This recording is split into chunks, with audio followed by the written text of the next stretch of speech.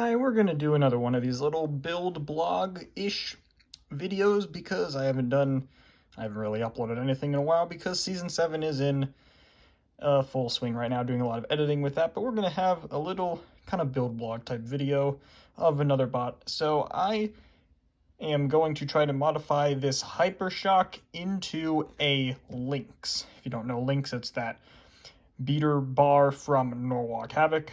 It's a very devastating robot, and we're going to try to use this Hypershock in order to mod it. It has a very similar long base with the four-wheel drive, and it has a spinner up front, which seems to lend itself pretty close to Lynx's design, so we're going to see what we can do with this. So checking up on progress as of right now, so everything's been taken apart. The wheels are being painted orange to match the orange wheels that Lynx had. I know they have like the metal cleated wheels, but I am not going to be able to do that. Even though I do have a wood arena, that would have been cool to see, but no.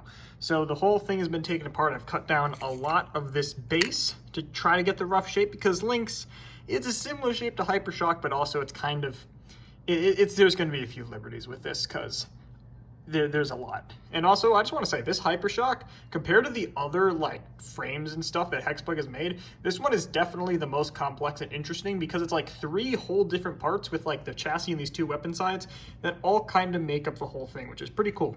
And right here we have the disc egg beater weapon thing drying, which will go in the middle. It won't be as like thick as it normally would be for Lynx, but it'll work. So next we'll check up with hopefully the weapon and drive working. Okay, I did say I was going to take some liberties with this, but come on.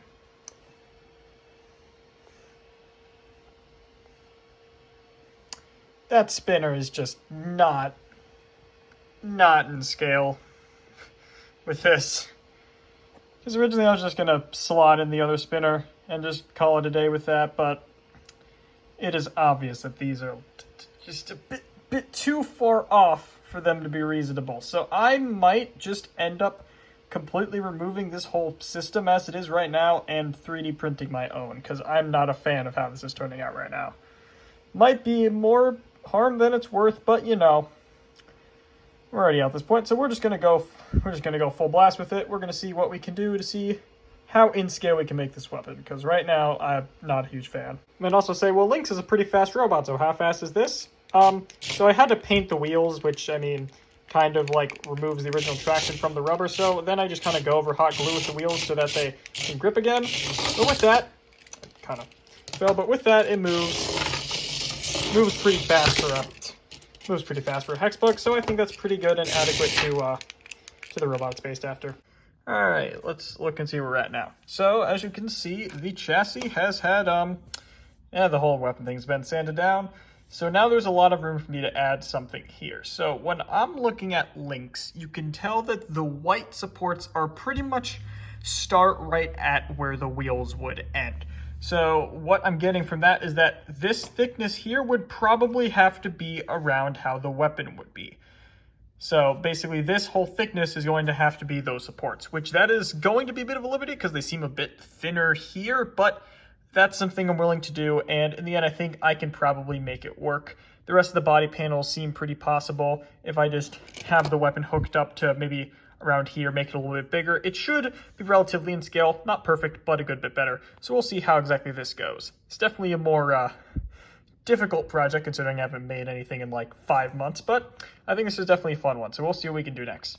Yeah, it changed my plans a little bit. The wheels were pretty high up, and in the real Lynx, they're pretty flat, so I'm sanding down the Hypershock wheels with the Dremel to make them more in size. Is this wrong? Yes, it feels absolutely wrong to be doing this to a HEXBUG, but I kind of have to. And to be fair, it's actually going decently well. I can just put a bit of orange paper over it with some glue, and it should achieve hopefully the same effect. So we'll see how this goes. We interrupt your daily robot video for some math. I apologize. But so I was doing a little bit of looking at this, and it felt like with the side guards being added, assuming they were of like maybe a little bit of thickness, it felt like this was starting to get pretty thick in relevance to how much space I had for the weapon. So for the weapon space, I have close to an inch, a little bit less. I just said around 0.938 inches for that space. And originally I was planning for the thickness of this to be close to around 3.5 inches. So after plugging that into a calculator, this fancy calculator you used to have probably in school, 0.93 divided by 3.5, 26.8% of the face of this robot would be occupied by the weapon. And in relevance to Lynx, I found a picture of it with its kind of going face down, and I found that the weapon on Lynx makes up 35%, which is a 9% drop off, or closer to 8% drop off, but that's still quite a bit. So I decided in order to get it a little bit closer to that 35%, I'm going to cut down the wheels a good bit so that instead of being around 3.5 inches thick, it's closer to a little bit over 3 inches. And then from this, doing calculations, same thing, 9.38 space for the weapon divided by that 3.125 inches is closer to around 30%, which isn't the exact number, but it should be a good bit closer. This is the math that goes into some of these builds. This is exactly why I normally don't show them. But yeah, this is kind of the process of how it goes by building these things. Math is annoying, but sometimes it's helpful to determine how thick and what parts need to be cut down for bots like this. All right, so update on the second day. So I have done a bit of changes to the wheels. I have cut them down a considerable amount from what the Hypershock wheels normally were. And in turn, I also sanded down a lot of the edges of the top chassis and the bottom plate and all that, so that I could extend a little bit of paper overlapping part of the chassis so that the wheels looked more inwards and overall making the scale a little bit better. And I'm really happy with how this is looking. It's still pretty mobile with these new kind of rough wheels I made, and I think it looks pretty good. So now we can get to the point where we have to just get the weapon working, and hopefully this should be done, plus a bit of details. Going very well.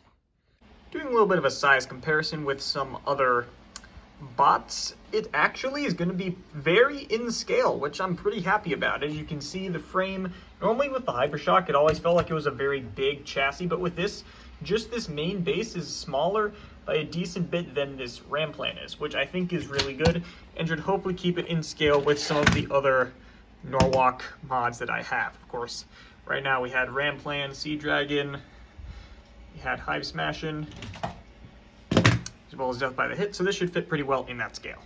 Alright, period of time in the future. As you can see, some stuff has been cut away. Oh well. But yeah, some stuff has been cut away in order to make space for the weapon, and I'm about to print all of the parts, and hopefully it should be done. I had to move this motor to the side, so I was able to fit the weapon bar actually in this full gap.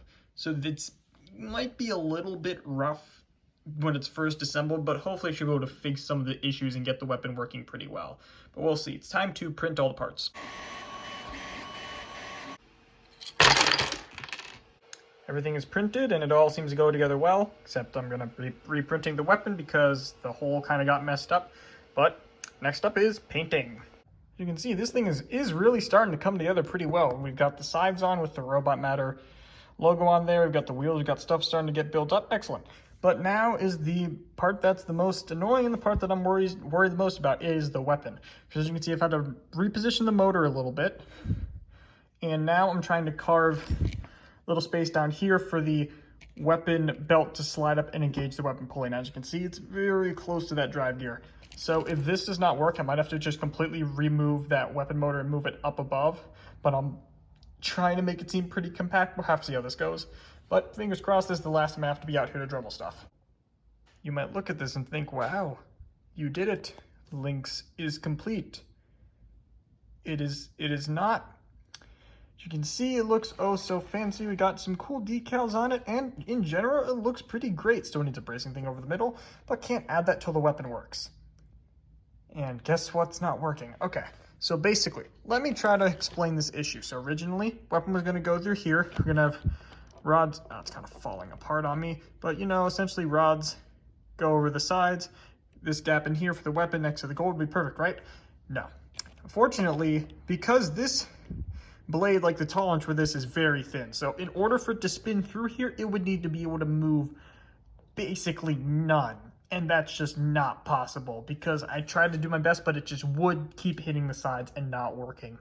So the workaround is I'm simply just going to be making the weapon smaller and thinner, which was the thing I wanted to avoid doing, but I don't really have an option besides that. Everything else looks good, but Fortunately, if the weapon doesn't work, then it's kind of pointless. So this is going to be it for today, because it's going to take 3 hours to print everything else. Tomorrow, hopefully, you should be able to wrap this all up. This is getting to be a very long and extensive project. Top plate looks good, though. Day 3. Everything is now printed. This should hopefully be good to go. It seems like it spins pretty well through that gap. Hopefully this is the last time I have to print stuff.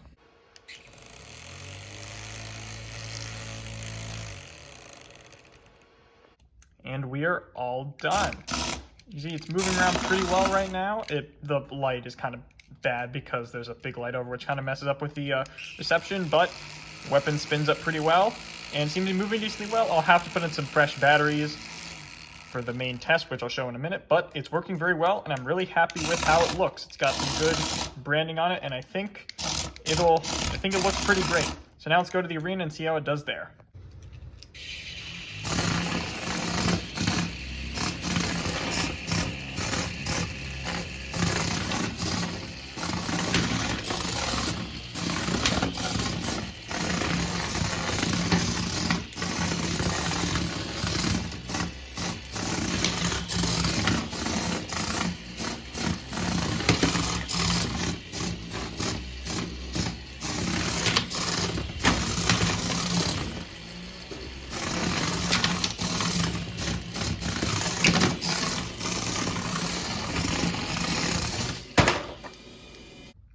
So yeah, that's pretty much it for this video. It was a pretty long process making this pup, but in the end, I think it turned out very nicely.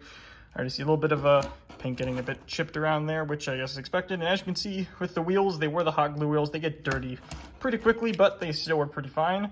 So that's pretty much all I got for this one. Thank you guys so much for watching. See you in the next one.